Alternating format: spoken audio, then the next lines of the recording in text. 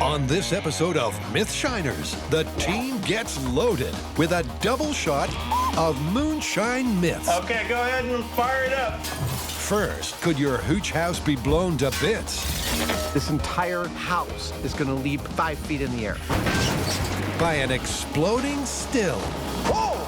And could a tank of that old white lightning I think this thing is running on moonshine and a prayer. have enough juice to run your car? This is what moonshine is all about! Find out as the MythBusters hit the hard stuff.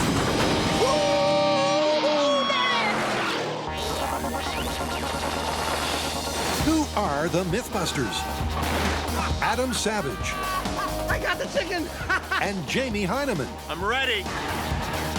Between them, more than 30 years of special effects experience.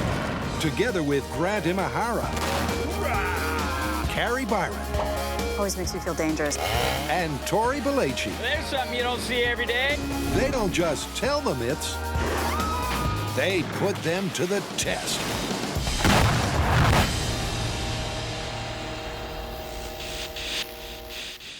Deep in the Appalachian Mountains, the Moonshiners battle the elements,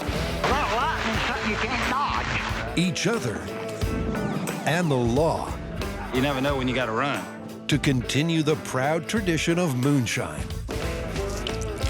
Long as I'm able to breathe, I'm gonna make a little liquor. It's a tradition steeped in legend. And where there's legend, there's the MythBusters.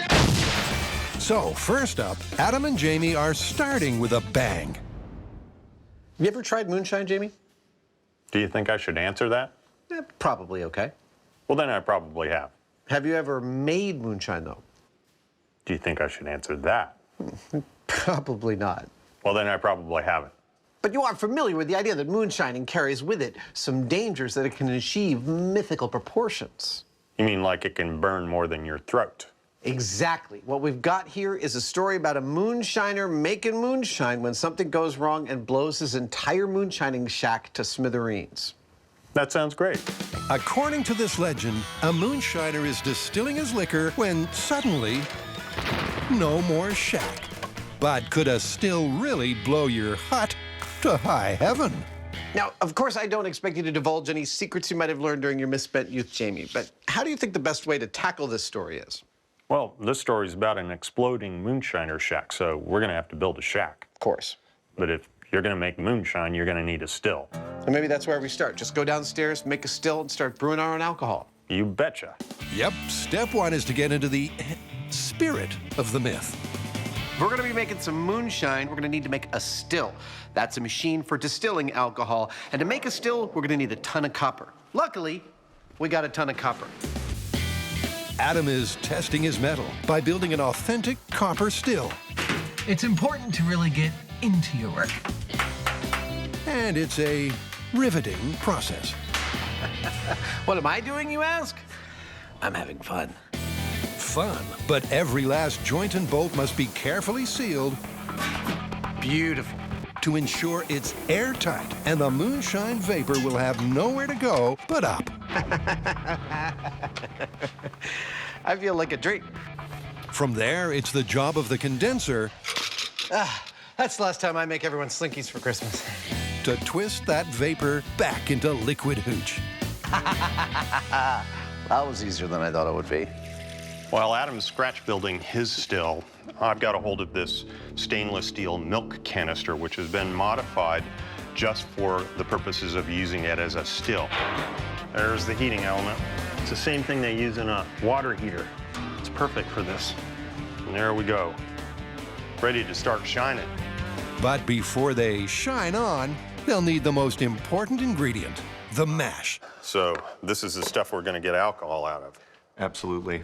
What is it exactly? It's a good old-fashioned corn mash. This is predominantly about 65% corn and malted wheat, malted barley. A little messy, but it works.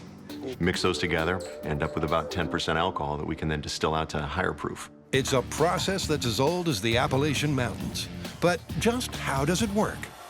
At the bottom is a pot. It's filled with a mixture of water and components of alcohol. At the bottom of that pot is an electrical heating element, which is heating that mixture up. Now, when that heating element reaches 172 degrees, which is the boiling point of alcohol, but not yet the boiling point of water, alcohol vapor starts to form. It moves up the column on the left there, and then it starts to go down through the twisty copper in the condenser. That water that's in the condenser is cooling down the gaseous alcohol until it comes out of the bottom as really nice high-octane alcohol. Isn't that cool? Yep, and soon we should see some ill-gotten grain alcohol. Well, actually, not so ill-gotten. Normally, when we say don't try this at home, there's a safety issue involved. In this case, you shouldn't try this at home, but for a different reason.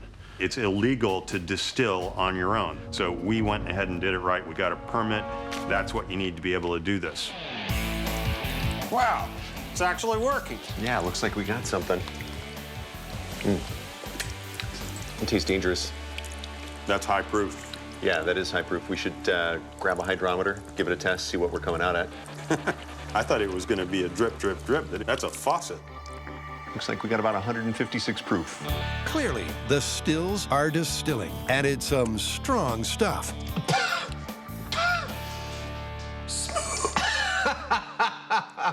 Oh my gosh, I don't think I've ever put anything in my mouth that was that high octane.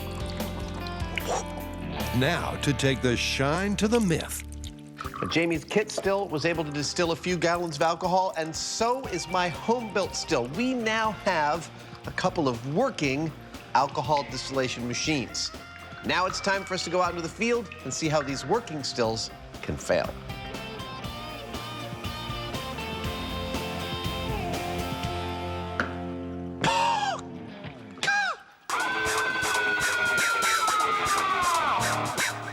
Next, Carrie, Tori, and Grant are fueling up for a moonshine run. I'm really excited about this whole Moonshiners crossover episode. What are we testing? Well, we've got a myth that's really common. I mean, it's been on Back to the Future, Lawless, Dukes of Hazzard. And that is that you can run a car on nothing but moonshine without any modifications, and it'll be totally fine. Well, this gives a whole new meaning to driving under the influence, which is illegal. But I guess they're moonshiners, so they don't care. Contact. There's a reason the moonshiners call their stuff white lightning. That's some fine sipping liquor. Man, you can run your car on that. But could you really run your ride on that old Mountain Dew? All right, so I get the concept. Can an unmodified car run on moonshine? But it's a little vague, right? True. I mean, they don't say what kind of car, what kind of moonshine, or even the definition of run. All right, well, why don't we start off simple? Let's get 3 different cars from 3 different decades. We'll get a carbureted one, a fuel-injected one, and a brand new car. We'll fill it up with the most typical type of moonshine and see if the cars even drive. We're gonna put moonshine in a brand new car. Don't worry, it's a rental. Okay, so it's not just one for the road, it's 3. All the cars are the same make and model, but Grant's flashing back to the 90s and Tori's grooving in the 70s. You guys ready to party? So this is our course for today's experiment. It's designed to put our cars to the test in various ways, including starting from a stop, acceleration, precision maneuvering, and 3-point turns. Now we're going to put moonshine in, and assuming they start, we'll put each vehicle through 3 laps and score them. And based on that, we'll find out which era vehicle, if any, performs the best on moonshine. What I have here is traditional moonshine. Now, this is what we're going to be using to fuel our cars. Now, this particular moonshine is about 192 proof, which means it's about 96% ethanol. That goes down smooth. Now, ethanol is the fuel that race cars use, so there is a chance that this could work. However, our cars are far from race cars. They're not tuned up for this kind of fuel. So is this going to be an effective fuel? We're about to find out. First to cruise on the booze, it's Tori's 70s car. I'm driving a 73 vehicle, which, by the way, has a carburetor. Now, a carburetor's job is to mix the fuel and the air together so that the engine runs smoothly. Now, if there's not enough fuel and too much air, the vehicle is going to be running lean, which means it might not run at all. Now, if there's too much fuel and not enough air, the vehicle is going to be running rich, which means it could flood the engine or it could be running hot and smoky. here we go. This is Moonshine in a carbureted car in 3, 2, 1. Come on! Come on, baby. Come on! Oh! Oh! Oh my God! Oh my God! Here we go. Yeah! All right. I think this thing is running on moonshine and a prayer. I think it's just running on a prayer at this moment. Is that stalled? I think it's stalled. Oh! It's stalled. Oh, start it again. I'm not getting away from any cop if I'm driving that car on the Moonshine. So after less than one complete lap, Man! Moonshine in a carbureted car? Not the best gas. it's clear the carburetor can't handle the 4% water in the hooch. 3, 2, 1. Woo, that was a good start. But could a different way of dispersing fuel give the 90s car the edge?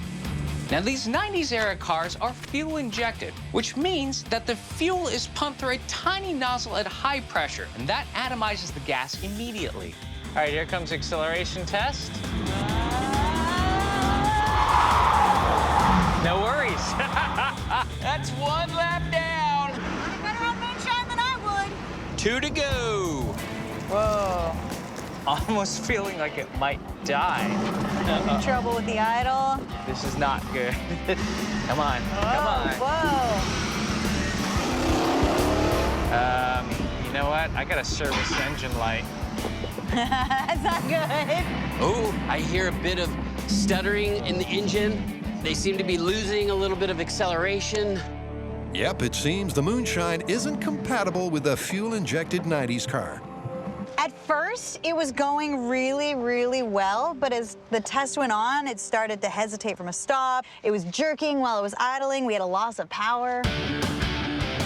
So although the 70s car and the 90s car struggled with the white whiskey, will the modern car have a taste for moonshine? That clears your sinuses. All right, so I'm driving the 2013 car. I'm sort of glass half full and half empty on this one. I mean, it's a new car, so it's not flex fuel, but it does have a sophisticated computer that might be able to recognize an alternative fuel. But moonshine, being ethanol, burns a lot hotter than gasoline. It might just burn out the engine altogether. In 3, 2, 1. It's not starting. Come on, give it a second. Yes! Okay. Here we go, jump in. Good luck. Although it was slow to start, the 2013 is off and most definitely running. It feels a little off, but not in a bad way. And it seems the car can hold its strength as it maneuvers around the course easily. So far, I don't hear any clunking like, you know, when you have the wrong kind of fuel in there. This car's taking it all in stride. I can't believe this is not actually bad. I'm shocked. So after completing 3 almost perfect laps, it's clear the unmodified modern car and its computer can handle the hard stuff. So this one's confirmed. You can run a car on moonshine. That is so bizarre. It's possible that if you change the timing on these vehicles, replace the seals with alcohol-rated ones, and tweak them enough, that all of these cars could run great on moonshine. But that's not the spirit of this myth. It's a put it in and go. There's no tweaking, and in that situation, the 2013 is the clear winner, and that's the one that we're gonna continue all of our tests with.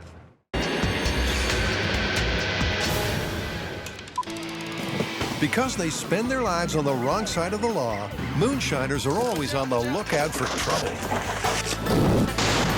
And when it comes to trouble, a boiler full of flammable vapor is top of the list. But could a still really explode and take a shack down with it? Feel like making some alcohol? And blowing some stuff up. Yeah, let's fire up the boiler. Well, first, they've got to build their still house. That's the floor. Let's screw it down. Yeah. It's a quick and dirty shack that's got 3 walls in no time. All we need is a roof over our heads. Here it comes now. There it is! And a clear fourth wall to ensure they get their boom with a view. Everything's really clear. So now to bring in the still. If this is a story about an exploding still, what is it exactly that is supposed to make the still explode? Well, as the mash burns and alcohol is produced, particulate matter can actually build up inside this thing and cause a clog. Now, when that clog happens, all of a sudden you end up with alcohol with no outlet, and that makes it become a pressure vessel. And we all know what happens on MythBusters when a pressure vessel fails. Oh! How am I going to induce that clog in the still? With this, a simple half-inch copper cap soldered to the only outlet for the alcohol. That is perfect. Now, once we've eliminated its outlet and start to heat it up, it will find its own way out.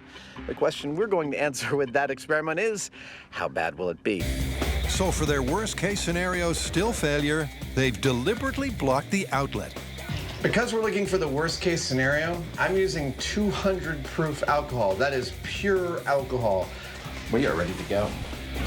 Distilling from pure alcohol means more vapors and should mean more pressure for the still. To get a big explosion, we need to build up a lot of pressure. And while Adam's still is nifty, I don't think it's going to hold much pressure. So personally, I don't think we have much to worry about. Okay, go ahead and fire it up. We're good. On the other hand, there's a fair amount of energy contained in that fuel. And so if it breaks in a certain way, we could have a big fire on our hands, and that's another thing. Yep, an explosive rupture is what they're after. But a slow leak could ignite and literally burn the house down. Everything looks good. Temperature's rising steadily. It's at 100. Excellent. Let the pressure begin. With no outlet, the pressure inside the still builds, and so does the heat. That temperature is climbing like a rocket. And as the temperature within the still skyrockets to 500 degrees, the room starts to cook. That's enough heat to auto-ignite all the wood in there, if it had air. So my question is it enough to make the vessel fail? That's what I'm hoping. To confirm this myth, they need an instant, catastrophic, explosive failure. Smoke coming off the top. Oh, Smoke off the top. no signal. Oh, we just lost signal to the camera. That means it got crazy, crazy, crazy hot in there. Yeah. After 30 minutes of their worst case scenario still, no room boom. But there is fire in the hole. I see flame coming out all over the place now. I'm starting to suspect that somewhere in the piping leading out of my still, there's a failure. You might not get a failure of the actual vessel because it's just leaking consistently in that space and feeding this fire. Adam's right. Because ethanol burns with an invisible flame, it's hard to see. But the vapors are hitting the burner and fueling the fire. Should we think about putting it out? I think so. I don't think there are any big buildups of fumes in there. No, I'm gonna put on the fire suit. Okay. Adam is quick to hose down the wreckage. Might as well let it burn. There's nothing salvageable in there. The still is totally destroyed. Okay. But it's the lack of an explosion that really put the damper on this myth. Nothing that we predicted or expected to happen happened as we thought it might. Open flames started working beautifully. We were getting some nice high temperatures on my still, but instead of acting like a pressure vessel that fails catastrophically, once it got up to heat, it seemed to fail. What's the opposite of catastrophic? Laconically, lackadaisically. Don't get me wrong. If you came upon this and this was your shack and you came upon it the next morning, you'd be like, hey, my shack blew up. But I'm here to tell you, there's no explosion there. No explosion. No, it's so sad, but that was just one scenario, and there are others. It's true, there are. Shall we set one up? Let's do it.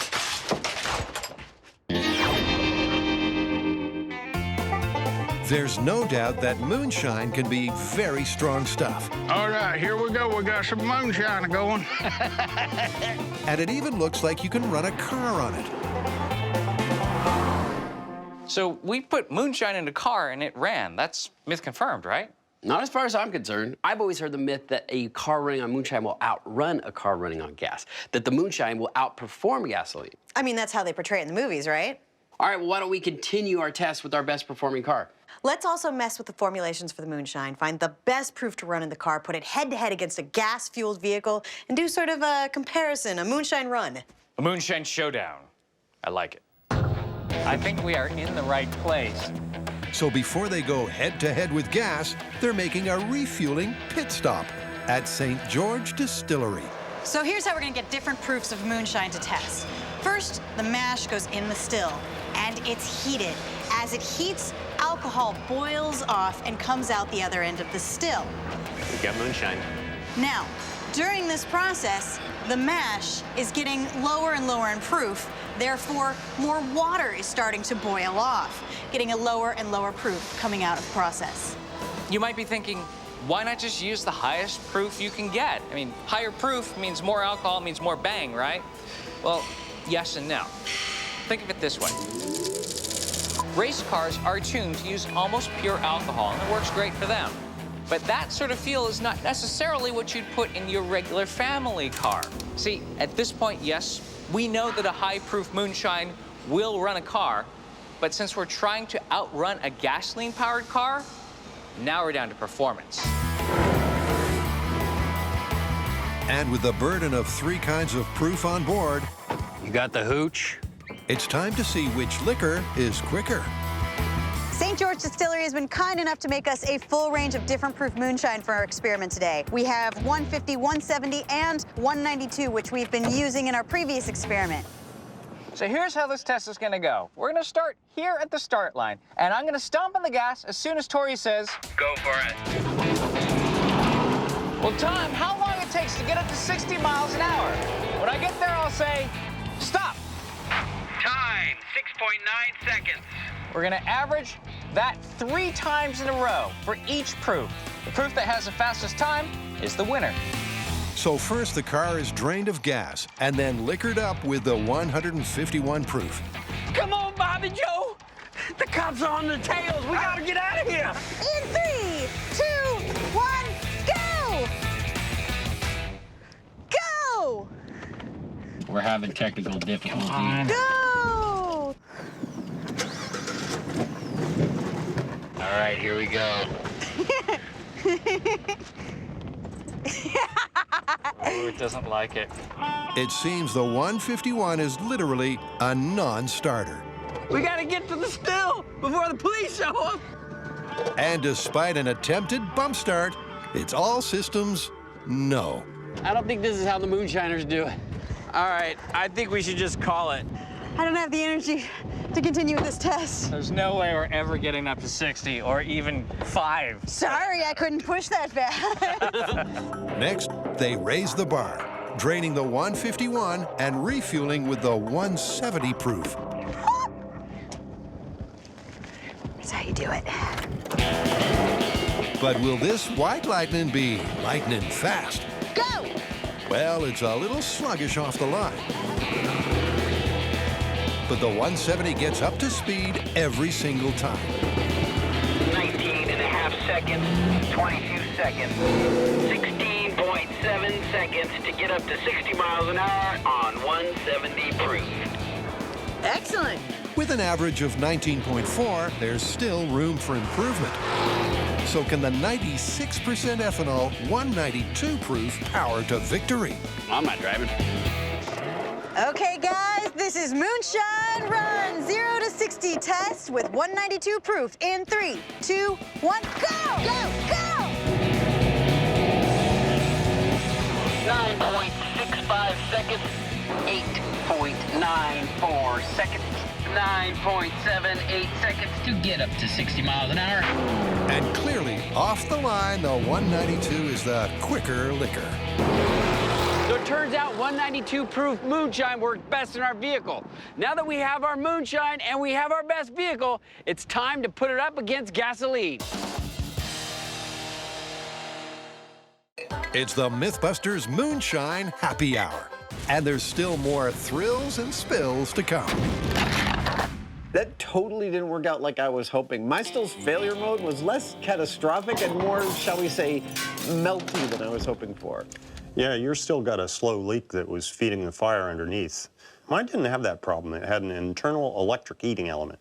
Right. So in theory, yours still could keep on leaking, and there's no ready ignition source to take care of that gas. Well, yeah, and then the fumes would just keep building up until you had the perfect explosive fuel-air mix. And then, if you get like a short circuit or a spark or a moonshiner lighting a cigarette, boom. It's an altogether different kind of failure. But historically, igniting rooms full of flammable gas am I missing an eyebrow? is a lot harder than you'd think. See, the problem is that the worst thing that can happen when you have a chamber full of flammable gas and air is nothing. If it doesn't ignite, nobody wants to go near that thing. It's a dangerous thing, so we must get ignition, and I'm going to troubleshoot our ignition source here in the shop before we head out to the field and put all our eggs in one basket or shack. It's not pretty, but it'll work, I promise. So the setup is pretty straightforward. First, we need a shack for the experiment to happen in, and that's done. Then we need some alcohol. Here's some I prepared earlier. No, seriously, this is my alcohol from the earlier distillation. Then we need a way to turn that alcohol from a liquid into a gas, and that's with a hot plate and a pan. Then we need a way to ignite that, and that is with our handy 15,000 volt neon transformer. I'm gonna put the two contacts in there. That'll create a nice spark, and hopefully that'll give us the guaranteed pop we're looking for. How's it going? I am almost there. We got the pot with the alcohol, the hot plate, and the transformer. Want to retreat to a safe distance and fire it up? Why not? Plugging in the hot plate. Now we wait. Now we wait. With all eyes on the proof of concept shack, it's not long until the alcohol vapor starts to fog. I'm seeing vapor. Yeah, me too. So it's time to flick the ignition switch. Miniature shack. In 3, 2, 1. Nothing. Nothing. I can see the spark from here. Yeah. Nothing. The dreaded nothing has happened. Let's leave everything unplugged, wait 10 minutes, and then go and clear the area. Okay. 10 minutes later, and the ethanol vapor has cleared. But shouldn't it have been easier to ignite? It seems like the alcohol vapor is settling to the bottom, and it's ending up being really striated. How are we going to guarantee ignition in this thing? Well, we've had a lot of luck before by igniting some sort of a larger thing like a paper towel or whatever. Getting a flame going on in there. Yeah, it's a larger surface area. All right, what about the addition of actually hanging it so that after it catches fire, it falls through every stoichiometric range within the chamber, thus, I think, guaranteeing us an ignition? I think that's great. All right, let's do it. So with the addition of a rag, second time's the charm. The vapor should ignite this time around. Are we inadvertently testing a watch pot never boils? You know, I was going to say the same thing. I think it usually refers to a pot with water in it, though, so maybe we're off the hook. It's possible. Maybe so, because this pot of alcohol doesn't take much watching to boil. Yeah, I see mist coming down. It looks like it's building up in the bottom of the container. Oh, look at that. It totally is getting foggy down there. I think we should turn off the burner and set it off. All right. All right, here we go.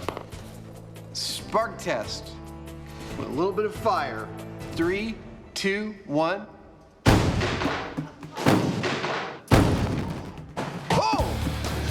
The rag put the torch to the ethanol, exploding the shack just as they hoped it would. And it's clear those alcohol fumes sure are dangerous. Oh, we got a little bit of fire going on. All right. Oh. No, I was going to try and hold it closed. Oh, I see what you're doing. Okay, now where's CO2? That's not CO2, I guess, but it did the trick. It certainly did. I'm going to go out on a limb and say, I think that's an incredibly effective ignition method, and let's go with it. Works for me. But the question now is, will it be just as explosive, supersized? There's no doubt that if you brew it just right, Finally, good liquor, man. you can run your car on moonshine. Okay, started. Provided you have the right car This car's taking it all in stride. and the right moonshine. But could white whiskey ever outgun gas? You ready for some new awesome memories at this track? I'm ready to do some racing. So for our Moonshine Fuel Face-Off, we've come out to the Petaluma Speedway. We're going to test both speed and performance. We have a course set up. We have 2 identical cars. They're both brand new 2013 cars. The only difference is one is filled with moonshine, one is filled with gasoline. We're gonna have Tori run the course 3 times in the gasoline vehicles, 3 times in the moonshine vehicles, and whichever fuel has the fastest time wins. Now, personally, I think the moonshine has got a chance. Well, that's to come. First, Tori's setting the pace with regular old gasoline. In 3, 2, 1, begin. And he's off to a wheel-spinning start. Tori's top speed attempt has him drifting on the dirt. Yeah, well done. Sharp turn, getting sideways to the inside. I know there's a gas car. This is made for this, but maybe not for Tori's driving. Tori's got his foot to the floor, but with this kind of track, that means he's not getting much traction.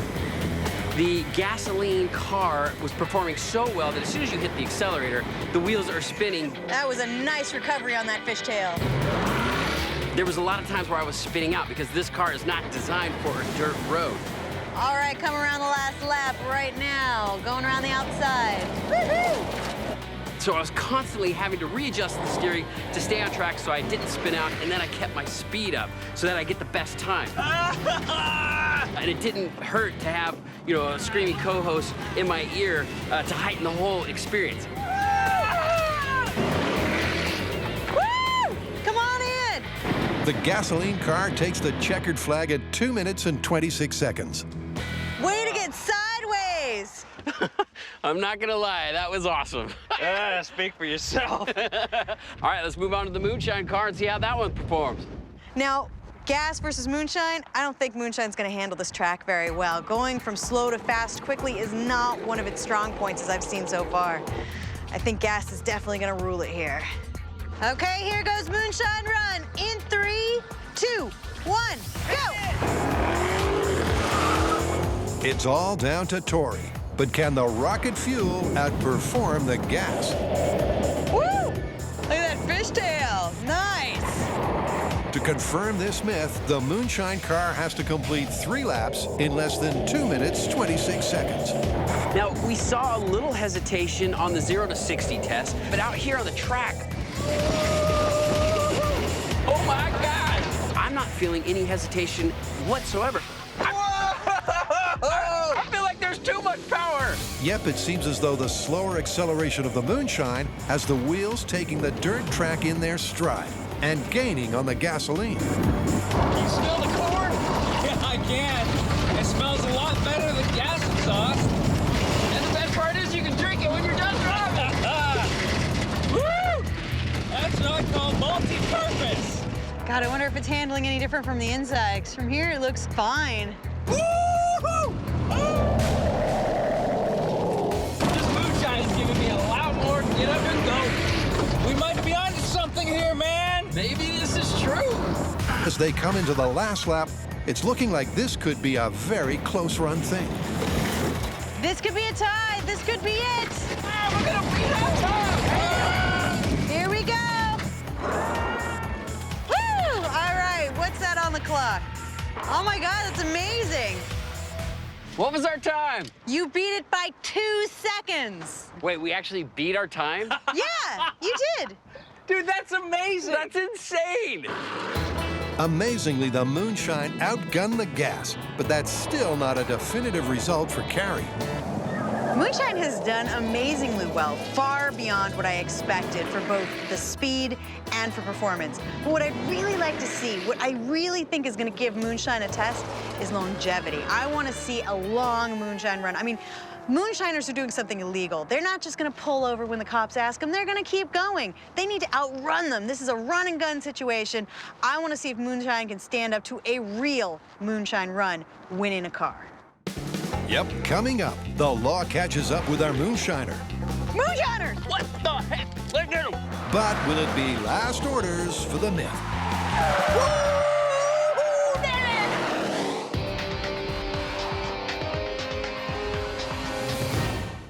Welcome back. In this episode, we've been investigating mythical ways in which illegal alcohol stills might meet their end, hopefully via a destructive, all-encompassing explosion. That whole thing has gone down.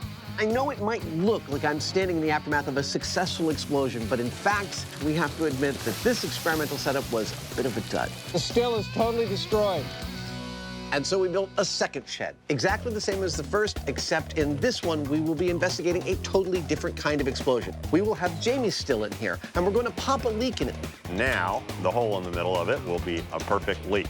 When we have what we consider enough vapor, we will introduce an open flame. Oh! We consider this to be the highest percentage possibility of yielding the type of bye-bye shack fireball that we were looking for. Well, that ought to do it. Heat there, alcohol in there, alcohol vapor out here. Boom.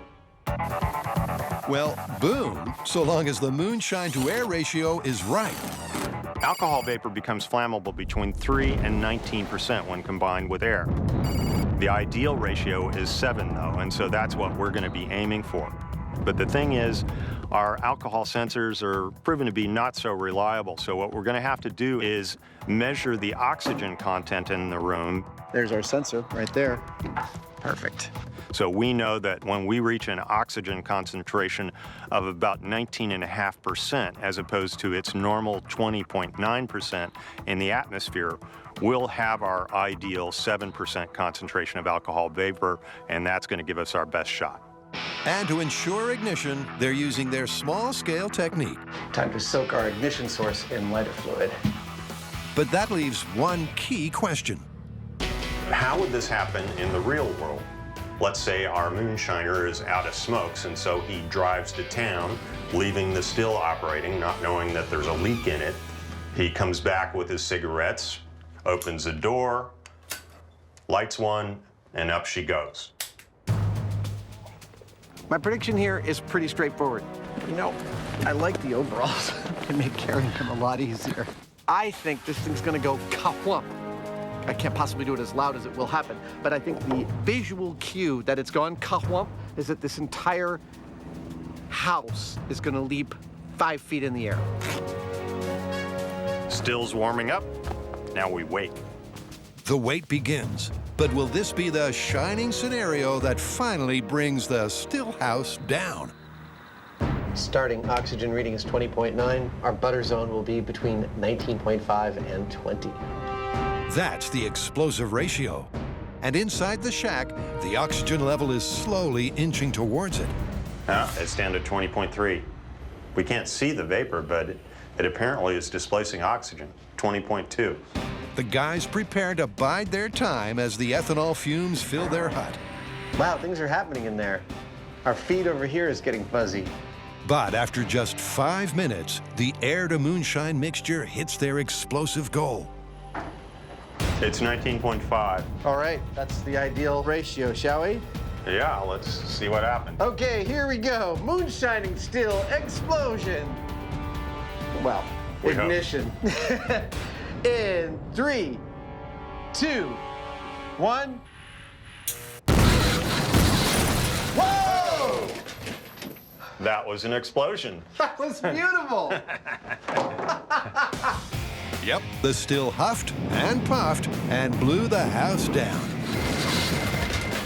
That worked perfectly. That worked absolutely perfectly. Let's go check out the damage. Okay. It looks like the still's holding the building up. I wouldn't have expected that. And it did blow apart the building as well as lift it off the foundation. It did, but not 5 feet like I predicted, more like 1 foot. Well, that was as awesome as our first experiment was disappointing. We actually got a ka-whump, a genuine whoof, and a failure of our entire structure. The only thing holding this building up at this point is the still that is inside it. What's interesting, though, to me, is that we didn't see a thing. That room was not cloudy. There was nothing like any kind of teapot steam coming out of that nozzle, which I kind of expected. So, you know, if you were a moonshiner and you opened that door, you wouldn't have any idea what was going on until it was too late. Which means, clearly, this leaky still scenario is confirmed. So what does this tell us? Well, I think first and foremost, we learned that a home-built still does not a destructive pressure vessel make. Yes, but a leak in the still can create enough fumes to blow a building apart. Yeah, making moonshine is dangerous business. And we ain't even started drinking it yet. Let's remedy that.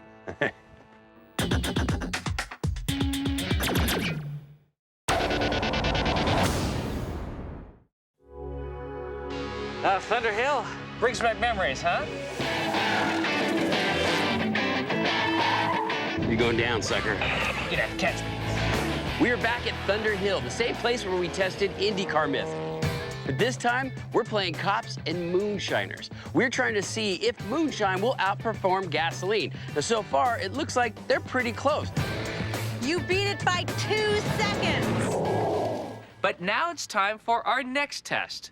Longevity. What we need to simulate here is a long car chase down a windy road. And that's why Thunder Hill is ideal. It's got twists, it's got turns, it's got a straightaway. So clearly, Tori and I are dressed like police officers for this experiment, and Grant is the moonshiner, which means we will be chasing him around the track. You know, it works out perfectly because historically, Grant and I are equal drivers on this track. Yep, with Hot Cop Carrie and Bootlegging Imahara evenly matched behind the wheel, the only variable is the fuel. Break time. The question is, can the booze cruiser outgun the gasoline? Why are we always eating donuts? All right, we are about to start our moonshine run experiment. This is how it's gonna go. Chief's really getting on my nerves. Tori and I are gonna be waiting next to that billboard right there. We are cops eating donuts. Keeps giving us these bum beats. There's plenty of donuts. Now, when Grant races by in his moonshine vehicle, we are going to drop our donuts and jump in the car. Grant's going to enter the Thunder Hill Raceway track. Now, when he does 3 laps, that's 10 miles. If in that time we can catch up to him in our gas-powered vehicle, then the myth is busted. If he makes it away from us, it's confirmed. And over on the wrong side of the tracks... Yes! Good to go. Illegal Imahara is revved up, but not optimistic. Awfully quiet today. I think the gasoline-powered car is gonna manage to catch me. The moonshine car just might be going down. Moonshiners! What the heck? Let's get him! As Grant powers past the police, the chase is on. Woo-hoo! Here we go. Calling all cars, calling all cars. We are in hot pursuit. We have a moonshiner traveling eastbound on Thunder Hill Road. He is driving a silver vehicle. He is armed and dangerous. I repeat, armed and dangerous. Woo-hoo, daddy! With just over 10 miles of high-speed, high-tailing, hot pursuiting to go, this is the ultimate test of endurance for the unconventional fuel. Come on, moonshine. You can do it. Both drivers are giving it everything they've got. Yeah! Woo-hoo! Way to keep it together. Pushing their vehicles to the limit. The temperature's a little high. And as Grant tears past the halfway point, the cops may be closing in. We're gaining on him. But it doesn't look like they're gaining fast enough. This is insane. He's performing like he's driving on gas. The moonshine is unbelievable. Yep, incredibly, Grant with his tank full of good old white lightning Don't go off. is hanging on to his lead. All right, so I gotta say, going into this test, I was a little dubious. They are never gonna catch me. As I went in, I started driving, and the first lap around, I was being really careful. And then once I started to gain confidence, I put the pedal to the metal. The moonshine performed just as well as the gasoline, if not better. Yes! Take that, coppers! I made it! Moonshine! Woo-hoo! After 10 miles of pedal to the metal, Grant and his hooch have passed the endurance test. He's gonna be smug. Yep, I can tell. That is one smug moonshiner. And successfully escaped the long arm of the law. Let me see your hands! I got nothing. I just got fuel in my car, officer. Well, that was some fine driving, son. Wow, there's no way we could catch up to you. Yeah, I mean, you were driving as if you were driving with gas. You know what? There was no problems at all here on the track. The Moonshine had great acceleration, it had great power. I couldn't tell the difference between gas. Are we confirming this myth? I can't believe it, but I think we are. I think it's confirmed. Moonshine is good as gasoline. But before you get your hopes up about moonshine, Carrie has some fuel for thought. At this point, I feel like people are gonna start trying to put moonshine in their car. That's not necessarily a good idea. Cars that are not made to have alcohol running through them, and we used so much moonshine compared to gasoline. The gas mileage, not so good when you're using moonshine. Might as well just keep it in your cabinet and drink it. Moonshiners! Wait, Carrie, wait! God dang it!